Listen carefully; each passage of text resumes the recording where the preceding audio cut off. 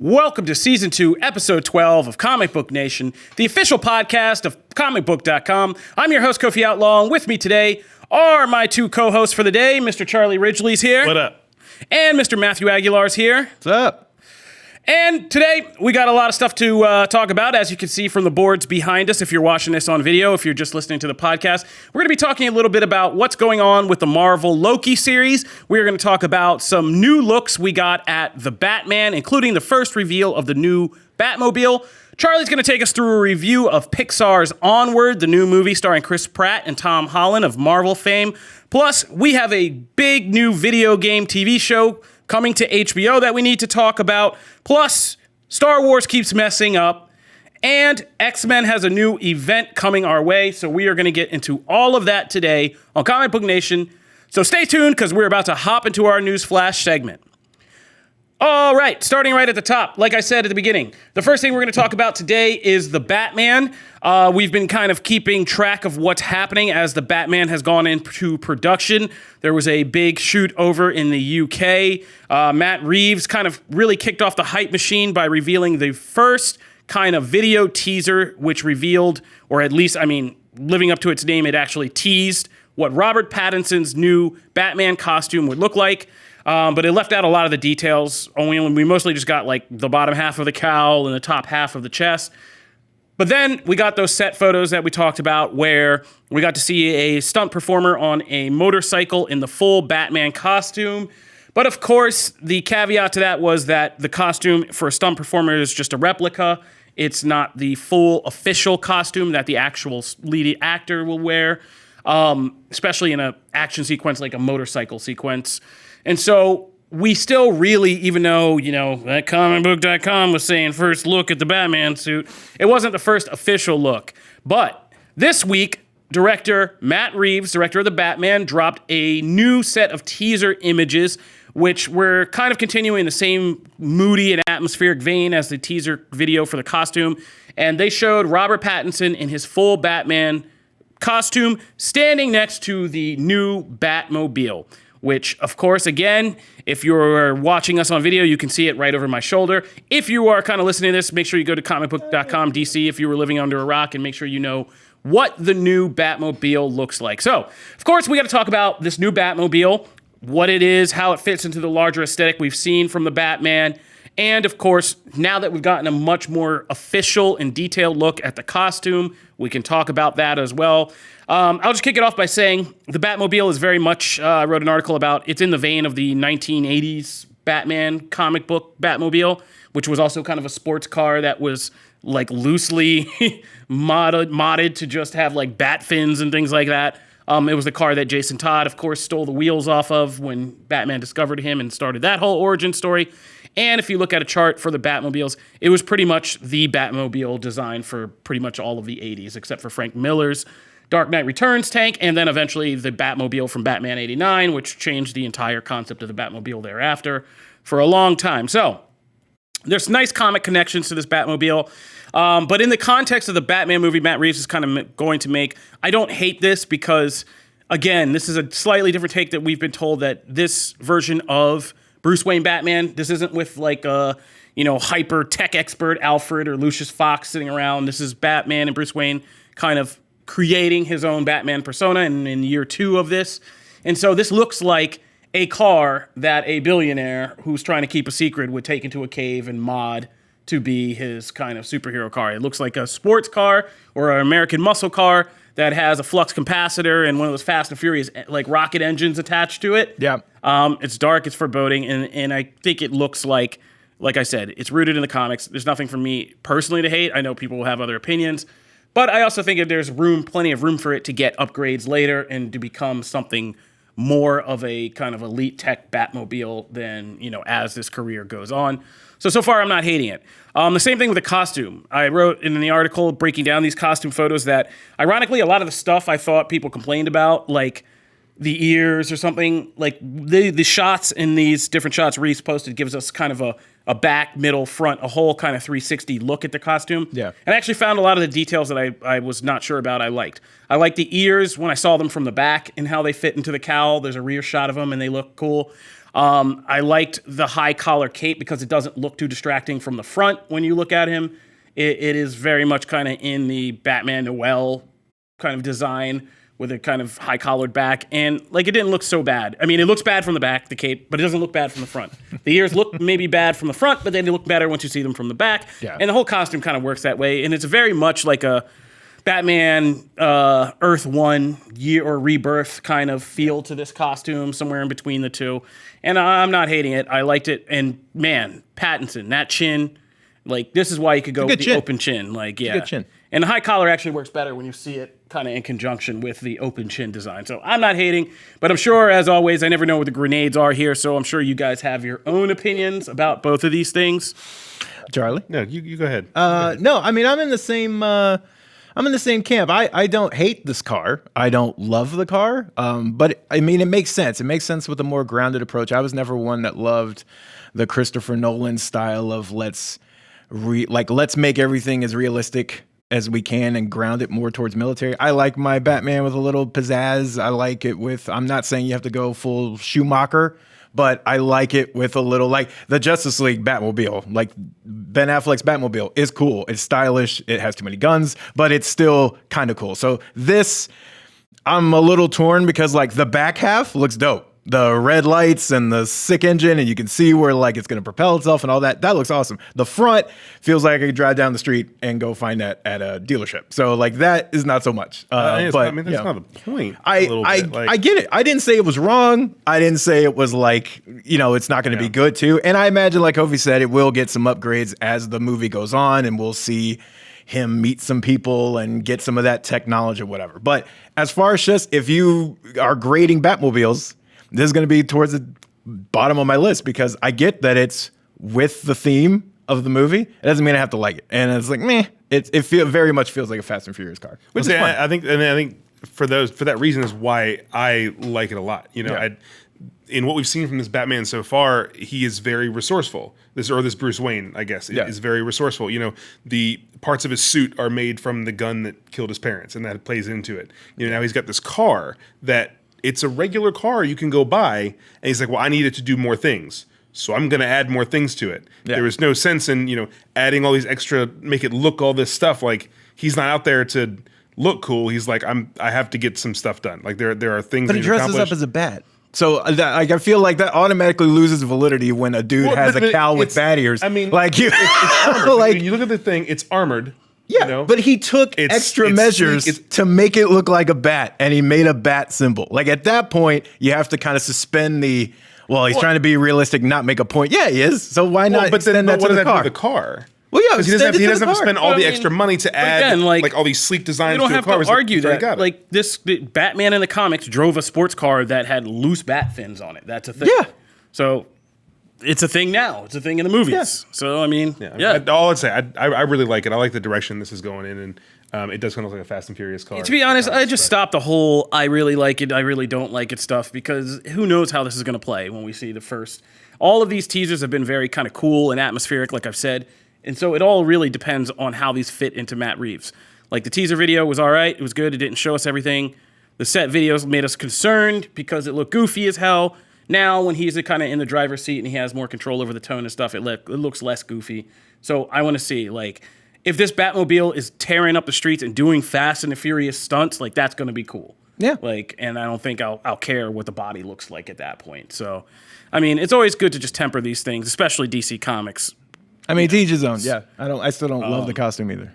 Well, I mean, that's it. And then, you know what? You got to feel how you feel. But I'm excited to see more, and I'm kind of excited to see what this all feels like when we get Reeves' full vision of it. Agreed. So I'm interested, to say the least. All right, so we're going to move on from the Batman. Be sure to go on Comicbook.com, DC, and check out all of those photos that we have in both galleries of the Batmobile, of the new costume close-ups, because, we would love to know your opinion. We're going to hop from DC over to Marvel, because we got some new set photos of the Loki series starring Tom Hiddleston. which is going to be coming to Disney Plus next year. And this is increasingly like WandaVision. This is one that seemed pretty straightforward and simple, arguably uninteresting beyond just having Tom Hiddleston back as Loki. But as we begin to learn more and more about the series and see kind of set photos that reveal how this series is going to be tied into the larger Marvel Cinematic Universe, it's certainly getting more interesting by the minute. The Disney Plus kind of trailer reveal for these Marvel Disney Plus series kind of revealed indirectly that Loki will be kind of framed as Tom Hiddleston's Loki being arrested and kind of interrogated by the Time Variance Authority, which are basically the keepers of time in the Marvel Universe. They're an agency dedicated to that. If you watch Legends of Tomorrow, you know the same concept on the DC side.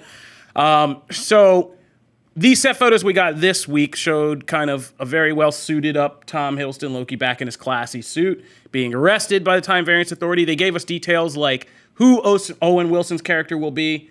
We broke the scoop, Brandon Davis did, that he was going to be appearing in Loki. And at the time, we speculated, as much as some people wanted to see him play Kang or something, we speculated it would be kind of funnier to have Owen Wilson be a Time Variance Authority agent who's trying to interview Loki and playing off and riffing with Tom Hiddleston. And it sounds like, from the set photos, it seems like that's exactly what we're going to get, is he's going to be some kind of agent in the Time Variance Authority. And I would imagine him just kind of sitting down and having these crazy kind of dialogue scenes with Hiddleston will be pretty fun.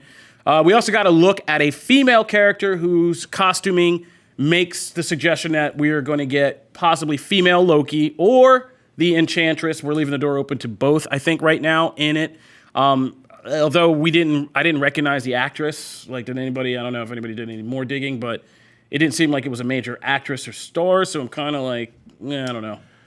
Oh, for Enchantress, you mean? I mean, she's the girl who would be Enchantress is Judith from Walking Dead. That's the person that they've seen attached to the show. But we have no official, like, from Marvel. That was literally like an IMDb Pro. Someone updated the database and linked Judith to the show. And I forget her real name. So I know it's Judith. But it would be interesting. I mean, if that element, both elements are interesting in their own way, because that Lady Loki storyline is fantastic from that Thor storyline where all the gods kind of came back to Earth and were indifferent people, and Loki ended up screwing over Sif, and that's how Loki gets that body. Though Loki's been a shapeshifter for like a long time, and even post that event now is kind of goes back and forth. So that event could be here. As far as Enchantress, Loki gives Enchantress those abilities, and it's kind of like not a mentor thing, but it's this weird dysfunctional relationship. So both are really interesting if they turn out to be the case. It could be all of it, right? I mean, it could just be this weird mashup of all of that. Yeah, and it is an actress, so it is possible. I'm going to revise that.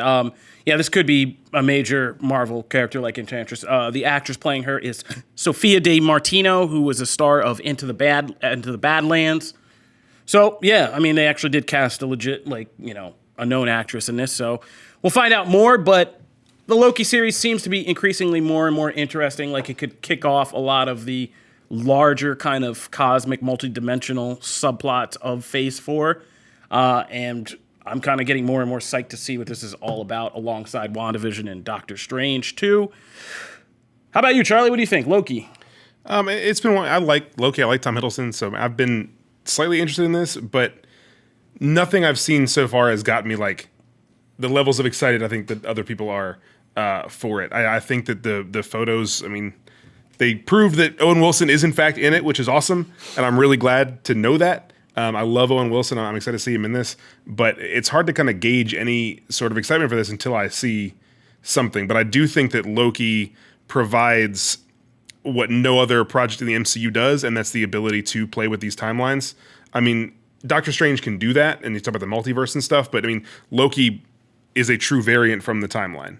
And so this is the opportunity to do whatever they want to the overall MCU storyline and keep it in continuity. So I'm really excited to see the things that this Loki series does. I'm just not sold yet on how they're going to do that. All right, there you have it. If you guys want to check out more and see the photos for yourself and pitch us your best theories about what's going on here, go on Comicbook.com Marvel and look up the Loki show under our TV section under Marvel and, see what all has been happening. Moving on from Marvel to video games. So we had something else to talk about, but we had to cut it because just before we came in today and planned the show, we got news that the Last of Us live action project is not dead. We've all been waiting on that movie to come out. It ain't coming out, but it's been saved by HBO, which has scooped it up and is going to now be putting a Last of Us TV series into the works. So when I heard this, my reaction was immediate and very concise. HBO is coming to finish off that Walking Dead and make its own zombie series. So here we go, War of the Zombies. But yeah, I'm not as high on Last of Us as some of the other people in the office. I've been trying to play the game for all of the years I've owned a PlayStation 4 when I got it as part of the bundle. But I find it kind of tedious. I don't like The Last of Us that much, so... That's just me. I know Brandon Davis thinks it's the greatest. Boy, somewhere he's ever, shouting. Yeah. ever told. But and he's not alone. Like a lot of people, this was a landmark game. It really affected people. But I'm happy that the show is happening. If anything, I hope that the show comes out and gets me into the game so I can actually get through it, because I do want to finish it and play the upcoming sequel game and do all that. But I need some motivation, and this sounds like this could be it. And after seeing what HBO did with Watchmen, them kind of getting into kind of pop geek culture, I have a lot more faith in what can be done with this property. So, and I mean, this is Craig Mazin's doing the show, and he just did Chernobyl for HBO, which was a huge award-winning hit. It was a fantastic show, a really well-written show, and I mean, deals with a realistic apocalyptic scenario. And this is obviously fictional apocalypse, but I think there's a lot of tonal similarities that you can find between the two, and just in terms of how they're gonna approach that story and how they're going to kind of lay the groundwork for this world. And so, I mean, that more than anything, like, is reason to get excited. Yeah, they did great with Watchmen, and they're doing great with, Westworld and Game of Thrones, but now they have, like, someone who actually did that kind of quality running this show personally. And so it's really exciting to think about how they're going to put that together and the creative team they're going to pull together. Well, I mean, this might be a hot take, but while I enjoyed Chernobyl, like, pretty immensely, I also thought Chernobyl was, like, intensely front-loaded. Like, it was really great in that first meltdown episode, and then all the procedural stuff afterwards was good, but kind of dry. So I hope Last of Us can kind of maintain a better sense of pacing and do all that, because I wasn't as enamored with Chernobyl as everybody else was, with Russians speaking with English accents and stuff like that. But anyway, that's neither here nor there. Like I said, I think I'm kind of like, I have the feeling about this that you have about the Batman photos. It's like, it's a thing. I'm okay with it, but until I see something that gets me really hyped, I'm just like, meh.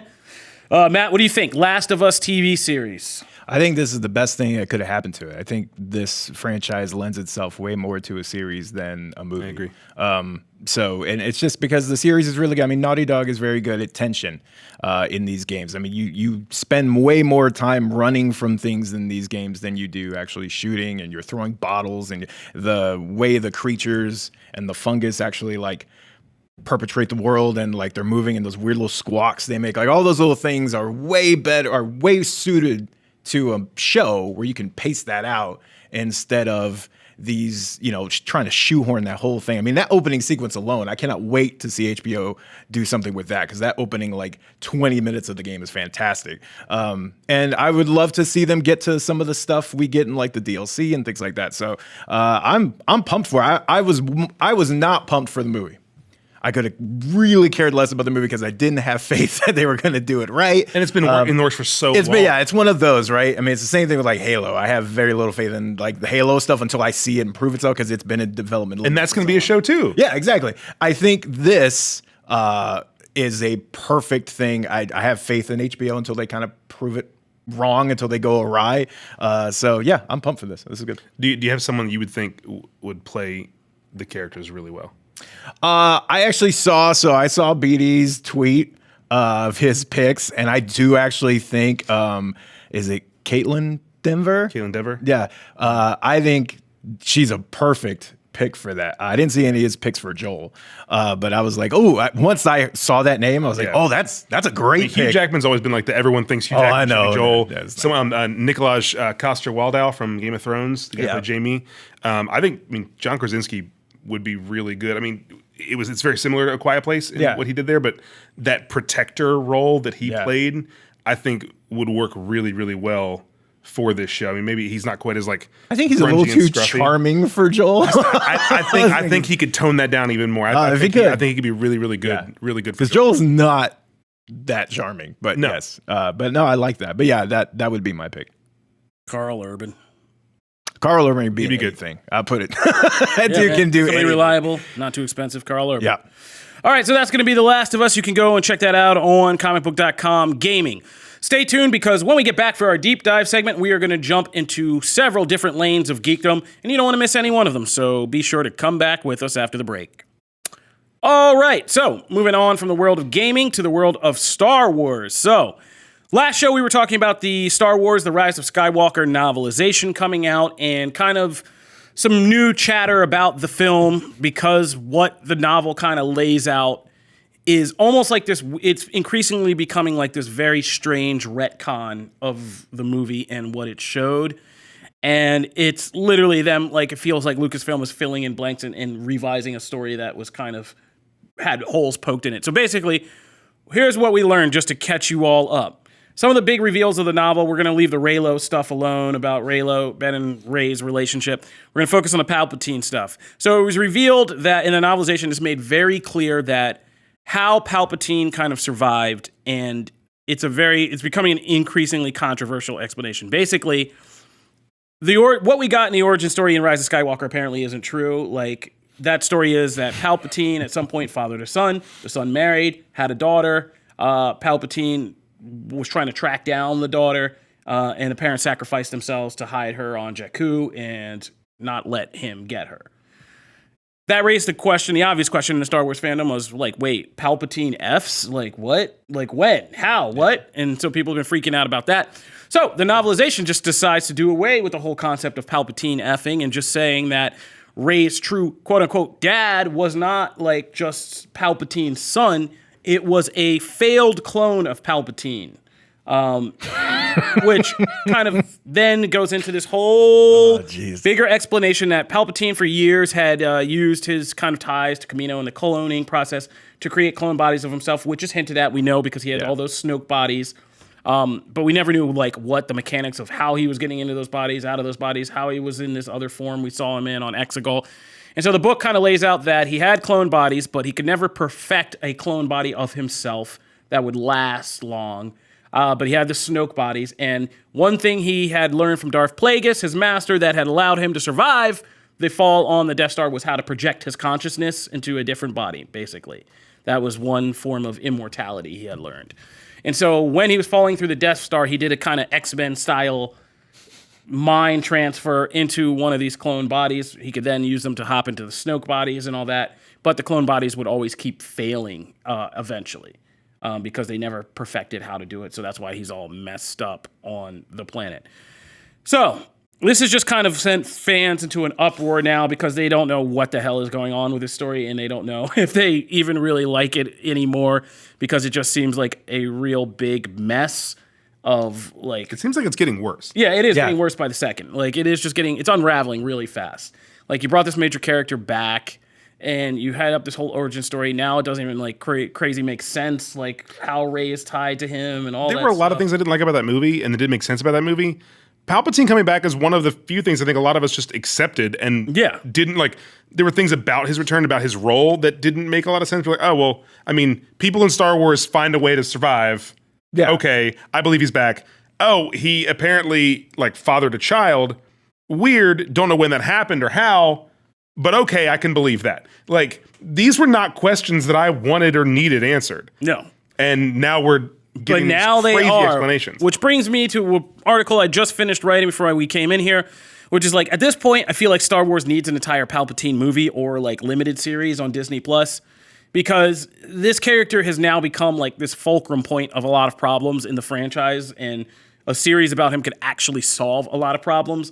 Because what we got now is, just to lay this all out, we got the High Republic coming, right? That's 200 years before the Skywalker saga. Somewhere in the High Republic storytelling, we have to know how the Sith survived and set up Darth Sidious to become Emperor Palpatine in the Galactic Empire, which means there's a good chance you have to do something with Darth Plagueis in that era of him finding Palpatine, training Palpatine, learning together this whole, like, let's conquer death thing. So you need that part of the story. You need to know what Palpatine was doing during the prequels to kind of get his backup plan with these clone bodies, Exegol, all this stuff in place. You kind of need to know that somewhere between like the prequels when he started the clone army and the original trilogy when he was managing the Empire and it all fell apart.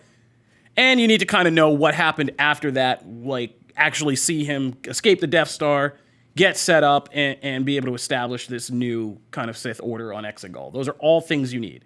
It's kind of like the Better Call Saul of Star Wars. It needs to be this kind of weird. But doesn't that make it? I disagree. In the wrong hands. In the right hands, yes, that could be a very Hickman, like, hey, I have the ability to like rework a bunch of threads that no one bothered to finish. In the wrong hands, which is more likely because it's complicated, that makes it 10 times worse, right? It becomes lost. And because unlike comics, like I agree with you. Like with the comics, you could like X-Men reset continuity with Hickman did. Yeah. You can't do that with Star Wars. You can't. People have come in though and filled in blanks and explained a lot of stuff and just enough to peel the put the plaster on the thing and then move on and it's clean. That could be done and it would make everything else better. I think it could be. Yeah. But that's what they're trying to do right now and it's not working at all. Yeah, I don't know what this is though. I think the best thing for everyone involved now is like we did what we did.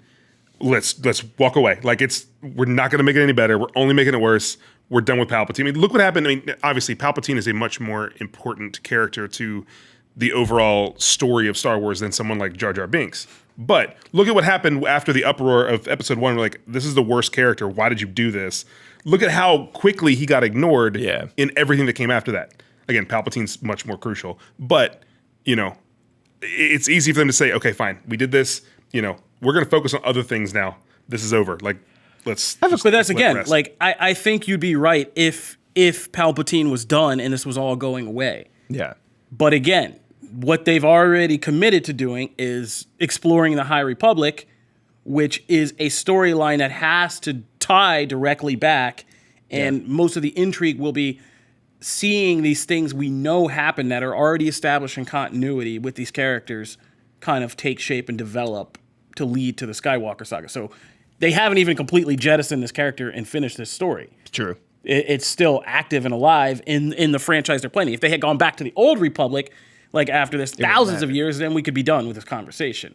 But now, like, all of this has to make sense. Do you understand what I'm saying? Yeah. Like, the fact that he learns how to project his consciousness and is able to escape the Death Star, the fact that he learns about cloning and is able to make these bodies and do all that, this is all stuff that's already boiled into the franchise and is going to come up again in the High Republic era. I almost guarantee it.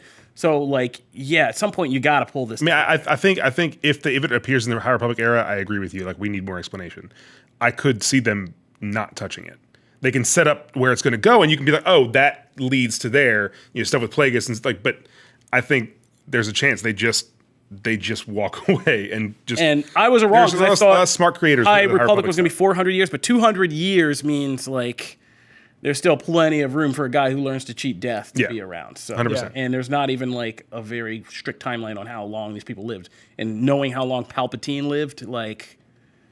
Yeah, so, I mean, we're not done, but yeah, it is getting worse by the minute. They're making a mess of a movie retroactively, and that's a hard thing to do. And it's disappointing because this is what everyone's now talking about when, like, I mean, Mandalorian has another season coming up, and it's great.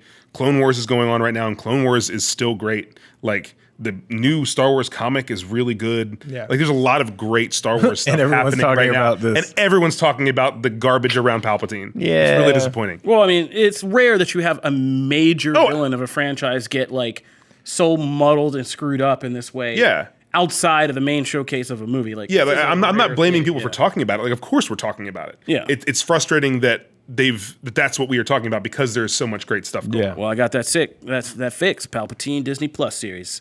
All right, moving over from Star Wars to comics. We got a couple things to talk about. Matt broke down the comics of the week this week, but there were kind of two things that we didn't touch on that we should probably talk about. First, continuing with our Batman run, we talked a lot about Tom King's run on Batman, City of Bane? Mm-hmm. Yes, not Taylor, Tom King. Yes, his City of Bane run. And taking over for him was James Tynion IV. I'm just going to call him you, James Tynion. I'm sorry. But he's been doing this storyline, their Dark Designs, and we've been kind of ragging on it. Like, we really have. It's been kind of a letdown since City of Bane, which was so excellent. And so we've been kind of trying to find footing with what Tynion's bringing to the series.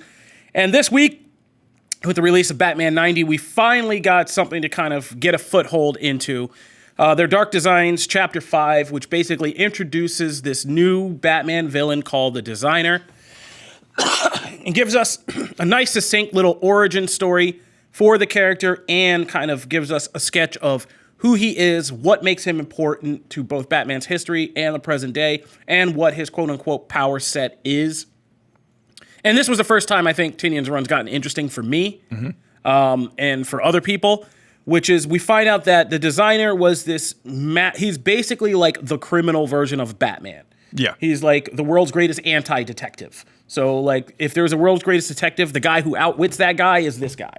And he was a master criminal who had a detective foe, and to beat his kind of Sherlock Holmes enemy like Moriarty, he decided the only way he could do that was to evolve as a criminal, that it's a process, a crook or like a detective and his nemesis are like a process. Like the detective the crook does something, try to be smarter. The detective has to get a little smarter to catch him, and it evolves in this kind of step-by-step process of cat and mouse that never ends, like Batman and the Joker. So what the Designer decided was to kind of beat his detective foe, he needed to evolve these steps exponentially. So if he was at step 5 in his little dance with his detective, he needed to be at step 100 the next time they were faced in his criminal evolution, so that he could just come up with something that would completely smash and just like crush his opponent. And he does that. And that's basically his superpower, is his ability to take the criminal mind through scenarios, almost like mental training of their schemes, to refine and refine and refine and refine their criminal plots and schemes until they get to a level of like the perfect crime. And he got 4 key Batman rogues early on in Batman's career: Catwoman, Joker, Penguin, Riddler. He brought him to this there's this whole supernatural thing with this character that's not explained yet. He can like animate the dead. He has a dead house that he's like rolling around in. Tartarus house, named after Tartarus, of course, the Greek. Anyway, but he took all 4 of them and sat them down for these private counseling sessions where he helped them come up with their perfect crimes. But when he got to Joker, what he saw in helping the Joker evolve was the actual kind of, and it's a nice metaphor for how Joker has evolved in the books from early on when he was just a slapstick character to becoming this horrible psycho to the symbol of, chaos and everything we see now in like the Joker movie. And so that freaked Designer out, and he kind of tried to kill these 4 rogues. They turned on him. They fought their way out. Joker killed him, or thought he killed him, and they left. And so Catwoman recounts this to Batman, basically telling him, like, there are all these perfect plans against Gotham or for your criminal foes they have, and Joker's is like the worst of the worst. And that's kind of setting up this Joker War arc that's coming, because, and I was telling Matt, it now has me more interested in Joker War, because to give you a taste of what these are, Catwoman at the end of the issue, the big cliffhanger is she reveals that what her perfect plan was when talking to Designer was not to do petty theft, but to commit like one of the biggest thefts in history, and it was to take the entire Wayne family fortune and assets away from Bruce Wayne and put them in the hands of Selina Kyle. That was his master scheme with her. And so then now that this guy's back from the dead, Batman's like freaking out, because apparently that plan is going to still be enacted with or without Catwoman regardless. So Bruce Wayne's about to maybe lose all his money. She's going to have a baby from him, and then she's going to get the baby to take the assets from the father and give, Hey, maybe... Hey, people have made babies for... Long con. People have made babies... Very, very long con. People have made babies for much stupider reasons, so that's a good one. But, so this kind of set up an interesting new Batman villain. I don't know what the supernatural stuff is. I don't even think it's needed. I like the master criminal angle, but that's neither here nor there. But it set up an interesting story, not just in this Dark Designs thing, but like I said, the Joker War, which just sounded like an all-out, just kind of mindless event, now seems to have a bigger purpose behind it. And the reveal that Catwoman's thing was like taking Bruce Wayne's money it shows there's some kind of cleverness with like what they're playing with, these concepts. Yeah. So I'm really interested to see the Joker War, yes, but how each of these plans like carries out. Like, what was Penguin's plan? Like, and you would imagine, and I imagine like Penguin's was something that has to do with not just being a criminal, but maybe a businessman, a politician, who knows? Yeah, he talks about it a little bit. Yeah, he kind of alludes to that, and Riddler's kind of like the same way. So, So I'm kind of interested to see this, and they've actually gotten a hook in me to actually want to continue this run and see where this all goes. So I was kind of impressed with Batman 90. Agreed. I feel the same way. This is the first issue that has really grabbed me, and I feel like if this run is going to keep developing, it's important for us we have this in Designer. We now need it with Punchline, which is the other big creation that he's made and has gotten a lot of publicity, but doesn't have a lot of substance yet. We don't really know anything about her. We don't know any history. And the same thing was made of Designer. Hey, here's this new character. Okay, well, we see that in comics all the time. We need some substance, there, right? This was promising. I love the fact that he essentially sat in a room for a year and thought like a character, like a detective, and went, okay, well, I would bust. After he would think out the plan, he would then say, well, here's how I would bust myself. And he would like solve his own crime and was like, well, no, then that's not going to work. So then he would jump ahead, and like he just kept doing this for like a year. That's really interesting. And I agree with you. I think it takes us to, there's a place where Catwoman talks about like the look on Joker's face after the meeting, and is like, at that point, like I saw like a switch flip. And his eyes were different, and he now saw all the potential that he had. And, because at that point, he wasn't doing poisoning the reservoir and like killing a bunch of people. He wasn't doing like balloons full of like gas, and he wasn't doing that stuff. And now we've seen that progression. So it's really interesting. I would like to see his Batman come in just a little. Like King's Batman had a very like compassionate side and a warm side. There was a good mix of that sternness and bluntness that we see with Bruce all the time, and a compassionate side. And his doesn't quite have that yet, especially when he's dealing with Selena. So I do want to see that more, especially because we're going to have King's Batman Catwoman series to compare it directly to at some point this year. So I would like to see that. But overall, it finally has its hooks. I'm excited to see where it goes. All right, so that was Batman. We kind of let this one slip through the cracks because I didn't know this was a thing, but apparently I was writing something today and it's a thing. So we've been kind of assessing, we did a long breakdown of Marvel's X-Men reboot, Dawn of X, and the whole House of X event series. And we've done some reviews on the show, but they kind of dropped off lately because the books have kind of dropped off lately largely, and there hasn't been anything. And I was just writing a piece saying, like, while there are a lot of interesting ideas House of X established and Dawn of X has kind of taken further, there isn't like a whole lot of overarching purpose to this. It just feels like a lot of meandering. The books feel inconsistent and disconnected, even though they're set in the same kind of world around the same event.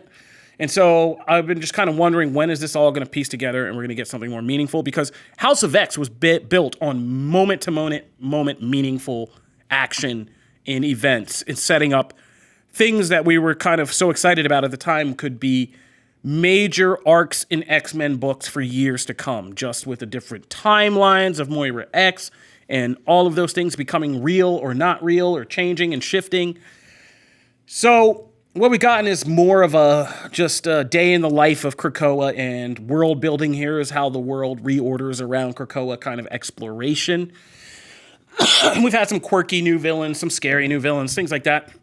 But nothing really big. But at C2E2 at Chicago, it was revealed that we are getting our first big Dawn of X crossover that's coming up soon, or I forget when it is. Is it later this year? August? Yeah, something like that. And it's going to be called Swords of X, or another one of this Swords of 10 crap that they're going to be trying. So that's coming up, and we don't know anything too much about it except that there is going to be when powerful forces from the unknown threaten the new world of the X-Men. And it's going to bring every book in the Dawn of X line together. There's this intro kind of promo graphic for it. And while I'm kind of happy to see the first Dawn of X big event happen, I'm not real confident in this one yet. Because, like I said to Jim jokingly, and after looking at the infographic, I'm like, this is called Ten of Swords. And it's a picture of all the X-Men, like a bunch of Dawn of X characters. And they're all holding swords of different forms. Yeah. That seems so stupid.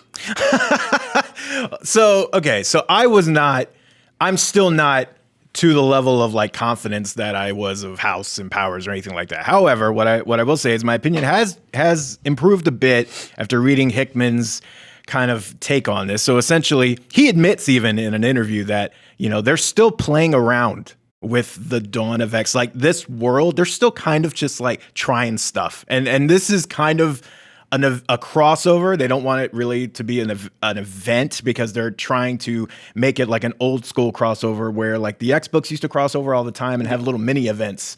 And they haven't really done that to them in a while. It's been like always tied to something greater in the Marvel universe, some big giant thing.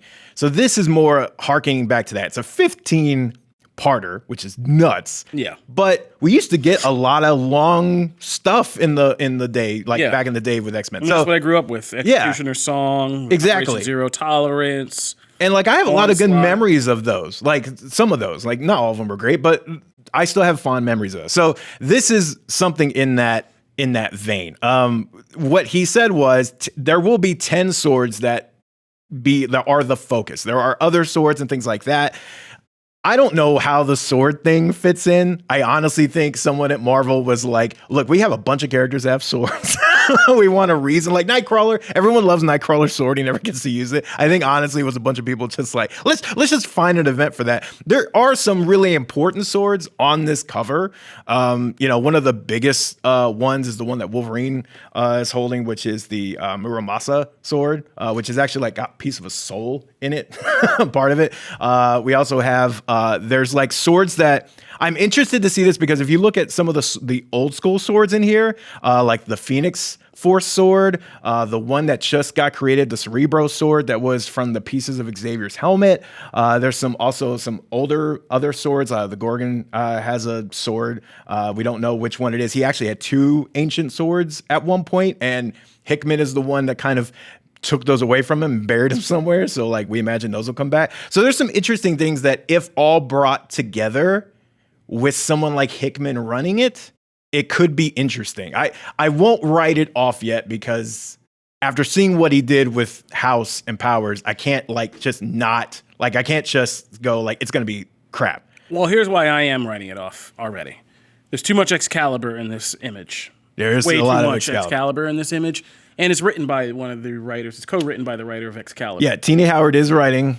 Now, she also writes Strike Force, which is good. But Excalibur has not been my favorite. And this unknown force kind of freaks me out because it feels like the storyline could be more Excalibur than House of X. It's true.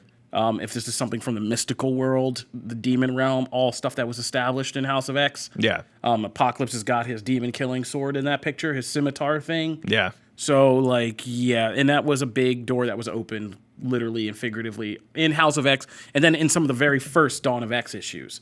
This kind of portal island, the partner to Krakoa that it merged with again and had island sex with, and opened a door to the demon realm, That's all going on. And if it's a big mystical thing that's built off Excalibur, it will feel more like a cry for help for those books, to put focus back on those books, than anything in the larger House of X line. So I'm wondering which way they're going with this. Because they've already said, but there will be other crossovers after this. Well, he said there's another one coming in December. So So I'm like, so okay. Like a mini crossover. And I'm like, are you just trying to save Excalibur and Fallen X and Shields of 10? Yeah. But all right, we'll be keeping an eye on Swords of X or Swords of 10 and the whole Dawn of X line, so be sure to stick with us with that. To close out the show today, Mr. Turn Up Charlie is going to live up to his name and turn up for the new Pixar movie Up. Charlie, it's your time. Give us your latest review and tell us about anything that came out of a dragon's butt in this movie. Nothing came out of a dragon. Actually, nothing came out of a dragon's butt in this movie. I had to think because think about it. There is a dragon because they're like their dog is a dragon. It's like a little pet dragon. So I had to think was there a joke with the dragon and a butt? There wasn't. So nothing out of a dragon's butt in this movie. This movie is actually really very good. I think. Onward is about 2 elfish brothers that live in a world that's. It's a fantasy world. It's got dragons, and it used to have magic a long, long time ago. But as people discover technology, kind of the magic went away. And so while you have centaurs and minotaurs and elves and fairies and pixies and all these different creatures living as humans do in our world today, they have cell phones, they go to public high school, they have cars and buses and fast food chains. It is very much our modern world, but in a universe where magic used to exist. And so it's a really, really unique place to set a movie because the key to Onward is relating to these characters and relating to their relationship, and really diving into how these two bros interact with one another. And in order to do that and to set it in this fantasy world, you have to have a way to bridge that gap.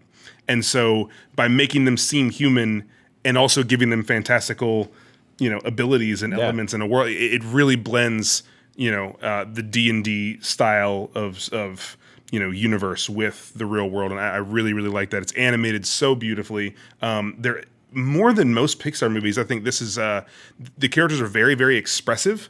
When you watch them argue, especially Octavia Spencer's character, the Manticore, there's so many real human expressions in their face, even more than you get in something like Inside Out or in, from Woody and Buzz in Toy Story. Like they really feel human in how they're speaking and how they're interacting, how they're emoting. And that really helps drive the emotion of this home. But at the core of the story, it's two brothers voiced by Tom Holland and Chris Pratt. And they don't really know their dad. Tom Holland's character, Ian, the dad died right after he was born. And Barley, Chris Pratt's character, was only like 3 years old. So they've lived most of their life without their dad. And, the younger one having no memories at all of their father because he died when he was born. So on his 16th birthday of the younger brother, they get this wizard staff that was gifted to them from their dad. And it comes with a note. He found this spell, and he created this spell that would bring him back for one day because he wanted to see how his boys turned out. And so, the older brother Barley is very much into like D&D and stuff, and he plays this D&D game that is it's called Quests of Yorn, I think, and he keeps saying it's historically accurate because the world used to be filled with magic. Yeah, and you saw that in the intro, like how the world used to be, and so he knows all about all this fantasy stuff, but he can't do any of it. He keeps trying with the wizard staff and trying to bring the spell and bring the dad back, and he can't. And finally, Ian tries it and like just playing around, and it works. And you realize like, Ian has some ability to him like their dad did. And so they start this spell like you see in the trailer. It only works halfway. The little phoenix gem that causes the magic breaks, and they only get the bottom half of their dad back. They only get his legs. And they want to know their dad. They want to see the rest of him. So they have to go on this quest because, Barley's like, oh, I know what to do. You have to find the Manticore, and you have to find this thing. And it's a classic quest. Bring our dad back, but the clock's already started, so they have 24 hours to find it and see their dad. And it's a really, really beautiful story about these brothers and their love for one another and their love for their dad that they don't really know. And what I really appreciate and love so much about this movie, if y'all don't know this about me, I have one brother. I'm the older of two brothers, and so Kyle and I have a special relationship because we're the only ones. And so this movie really related to me on that front, especially as the older brother, because Dan Scanlon, the director, modeled this after his real life. Oh, okay. He was the younger of two brothers. When he was just younger than a year old, his dad passed away. And they had a special relationship because, his older brother kind of had to help raise him. And this is a very true story to his childhood, not about the journey, but about their relationship. Yeah. And so you have to try and bring the dad back, and kind of it feels at first like Ian wants to meet his dad because he's never met his dad and he has all this legacy to live up to, and people talk about he reminds them of their dad, but he has no idea what he was like, and it kind of begins as Ian wants to see what his dad's like. But over the course of it, and I don't want to give anything away about the ending, but the ending is so beautiful. It's one of my favorite Pixar endings because I didn't see it coming, and it really changes what the movie's about, and you realize that Dan Scanlon has been telling you a much different story than you think you've been experiencing the whole movie. And it's about a different aspect of the relationship and about what those brothers have been through. And kind of when that clicks with you, it really, really hits you and sits with you. And it's like, oh, like it's a much more powerful story than you expect it to be. Wow. I really, really appreciated the ending a lot. It starts off a little slow. I think there's some kind of wonky storytelling aspects, some pacing and plot, stuff in the beginning where they're trying to set up this fantasy world, and it just kind of speed bumps a little bit, but it's still fun. And as that world really gets built and as the story goes along, it really comes in its own, and it ends so well, which is the opposite, I think, of a lot of Pixar movies that start so great. And the ending's always fine, but it's kind of like predictable, or, it's kind of formulaic with Pixar movies. This, started okay, and then I think it ended on a real high note. And I really, really love the the story that it ended up telling. Just to really quantify it, where would you rank it in kind of like recent Pixar releases? So I started putting together a list. Next week on Comic Book, I'm going to have a ranking of all the Pixar movies. There's 22 now. I've kind of, in terms of just how good of a movie it is, I think it's probably in the middle of the pack. It's not a top tier Pixar movie to me, like a Toy Story, Coco, Ratatouille, Incredibles, Coco. those kind of movies. But I do think it's just a step down from that. I think it's right there with, Monsters Inc. and Finding Nemo, and it's right there for me in the middle of those. But taking gender into account and the story being aimed at brothers versus girls, how would you compare it to Brave? I mean, I like it better than Brave. I think as a movie, as good or bad, like as a quality of film, I think it's right about the same. I think part of it's the personal connection I have to this story. Yeah, that's what I said. I like it better, but I think quality wise, it's right there with it. I think Brave's a pretty underrated movie. Yeah, this one has already seemed underrated. That's what I really feel about this is going to be like a Brave or a Toy Story 2 or a Monsters University, which is Dan Scanlon's other Pixar movie, where it's not going to make a ton of money this week. I mean, it's going to win the box office, but it's not going to make like $180 million like Incredibles 2 did. And you've already got some critics, some reactions are kind of like, well, I mean, it's fine. It's Pixar, but it's okay. And I think that's going to kind of change. The narrative's going to change over time, and it's going to be looked at as one of those like underrated gems of Pixar. Well, I want to tell you you're stupid, Charlie, but you've been proven right about cats over and over again. So I'm not going to make the same mistake twice. But we'll see what the evolution of Onward is. You guys go out and see it if you've been wondering, and come back and let us know what you thought.